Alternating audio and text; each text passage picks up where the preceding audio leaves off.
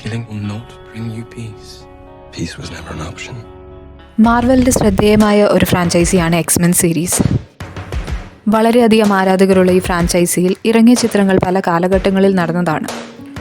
ആദ്യമായിട്ട് കാണുന്നവർക്ക് കുറച്ച് കൺഫ്യൂഷൻ ഉണ്ടാക്കാൻ ചാൻസ് ഉള്ളതുകൊണ്ട് കഥ നടന്ന ടൈം ലൈനിൽ ആണ് ഈ ചാനലിൽ കാണിക്കുന്നത്. Once again welcome to my channel. ആദ്യമായിട്ട് കാണുന്നവരാണെങ്കിൽ ആ സബ്സ്ക്രൈബ് ബട്ടൺ ഒന്ന് പ്രസ് ചെയ്തേക്കൂ. അധികം താമസിപ്പിക്കാതെ എക്സ്മെൻ സീരീസിൻ്റെ ടൈം ലൈനിൽ ആദ്യം നടന്ന ചിത്രമായ 2011 പുറത്തിറങ്ങിയ എക്സ്മെൻ ഫസ്റ്റ് ക്ലാസ് എന്ന ചിത്രം നമുക്ക് നോക്കാം. രണ്ടാം ലോക മഹായുദ്ധ കാലഘട്ടത്തിൽ സ്വന്തം മാതാപിതാക്കളിൽ നിന്നും വേർപെടേണ്ടി വന്ന എറിക് ലെൻഷർ എന്നൊരു ബാലനെ കാണിച്ചുകൊണ്ടാണ് കഥ തുടങ്ങുന്നത്. എറിക് സ്വന്തം മനസ്സുകൊണ്ട് ഒരു ഇരുമ്പ് ഗേറ്റിനെ നിയന്ത്രിക്കുന്നത് കണ്ട നാസി ഓഫീസറായ ക്ലോസ് ഷ്മിറ്റ് എറിക്കിൻ്റെ ഈ ശക്തി ഒന്നുകൂടെ ഉപയോഗിക്കാൻ പ്രേരിപ്പിച്ചു. ആ ശക്തി ഉപയോഗിക്കാൻ വേണ്ടി ക്ലോസ് എറിക്കിൻ്റെ അമ്മയെ കൊല്ലുകയും ചെയ്തു. ചാൾസ് സേവിയറിൻ്റെ ചെറുപ്പം മുതൽ കൂടെയുള്ള പെൺകുട്ടിയാണ് റേവൻ.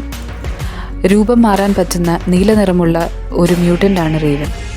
അതേസമയം സ്വന്തം മാതാപിതാക്കളെ തനിക്ക് നഷ്ടമാക്കിയ ക്ലോസ് ഷ്മിറ്റിനെ അന്വേഷിച്ച് നടക്കുകയായിരുന്നു എറിക്. ലാസ് വെഗാസിൽ CIA ഓഫീസറായ മൊയ്ര US ആർമി കേണലായ ഹെൻറിയെ പിന്തുടരുന്നുണ്ടായിരുന്നു. ഹെൻറി ക്ലോസ് ഷ്മിറ്റിനെ അഥവാ സെബാസ്റ്റ്യൻ ഷോയെ കണ്ടുമുട്ടുന്നതായി അറിഞ്ഞു. ഷോയുടെ കൂടെ 3 മ്യൂട്ടൻസ് ഉണ്ടായിരുന്നു. മനസ്സിനെ നിയന്ത്രിക്കാൻ ശേഷിയുള്ള എമ്മ ഫ്രോസ്റ്റ്, സൈക്ലോൺ സൃഷ്ടിക്കാൻ ശേഷിയുള്ള റെപ്റ്റൈഡ്, അതേപോലെ ടെലിപ്പോർട്ടറായ അസാസിൽ. സെബാസ്റ്റ്യൻ ഷോയുടെ ഭീഷണി മൂലം ഹെൻറിക്ക് ന്യൂക്ലിയർ മിസൈൽസ് ടർക്കിയിലേക്ക് ഡിപ്ലോയ് ചെയ്യേണ്ടി വരുന്നു. എനർജി അബ്സോർബ് ചെയ്യാൻ പറ്റുന്ന ഒരു മ്യൂട്ടൻ്റാണ് ഷോ. ഈ കഴിവിലൂടെയാണ് ഷോ തൻ്റെ ചെറുപ്പം നിലനിർത്തുന്നത്.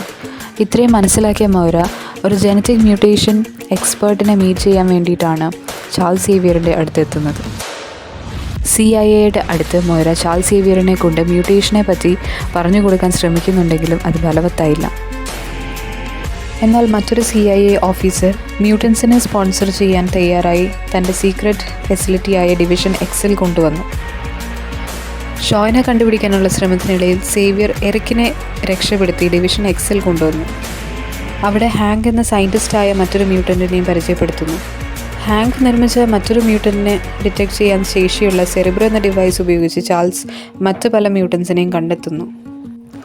ചാൾസ് എറിക്കും മൊയ്രയും CIA ഒരു മിഷനിൽ ചേർന്ന് ഫ്രോസ്റ്റിനെ തടവിലാക്കി ഷോയ്ക്ക് അടുത്ത ഒരു വേൾഡ് വാർ തുടങ്ങാനുള്ള പദ്ധതിയാണ് എന്ന് മനസ്സിലാക്കുന്നു.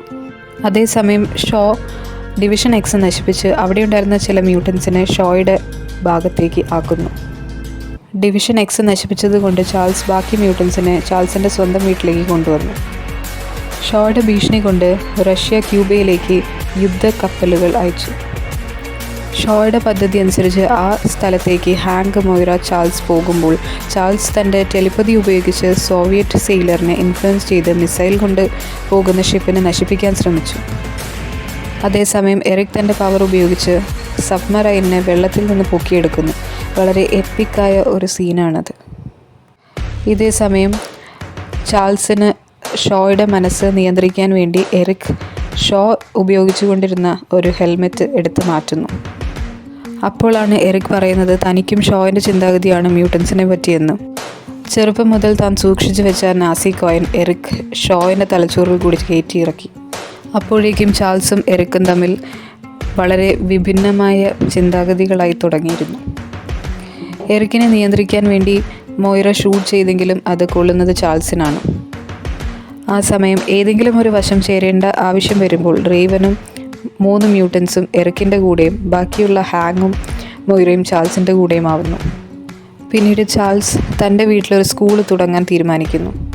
ഈ സമയം എറിക് അഥവാ മാഗ്നീറ്റോ ഫ്രോസ്റ്റ് എന്ന മ്യൂട്ടൻറ്റിനെ രക്ഷപ്പെടുത്തുന്നത് കാണിച്ചുകൊണ്ടാണ് എക്സ്മെൻ ഫസ്റ്റ് ക്ലാസ് എന്ന സിനിമ തീരുന്നത്. ഇനിയുള്ള ചാൾസ് സേവിയർ അഥവാ പ്രൊഫസർ Xൻ്റെയും എറിക് അഥവാ മാഗ്നീറ്റോൻ്റെയും ചിന്താഗതികൾ വ്യത്യസ്തമായി മാറിയതിൻ്റെ പിന്നാലെ നടക്കുന്നതായ സംഭവ വികാസങ്ങളാണ് ഇനിയുള്ള സിനിമകളിൽ നമ്മൾ കാണാൻ പോകുന്നത്. റിവ്യൂ നിങ്ങൾക്ക് ഇഷ്ടപ്പെട്ടെങ്കിൽ ലൈക്ക്, ഷെയർ ആൻഡ് സബ്സ്ക്രൈബ് ചെയ്യാൻ മറക്കല്ലേ. ഇനി അടുത്ത വീഡിയോയിൽ കാണുന്നവരെ ടേക്ക് കെയർ.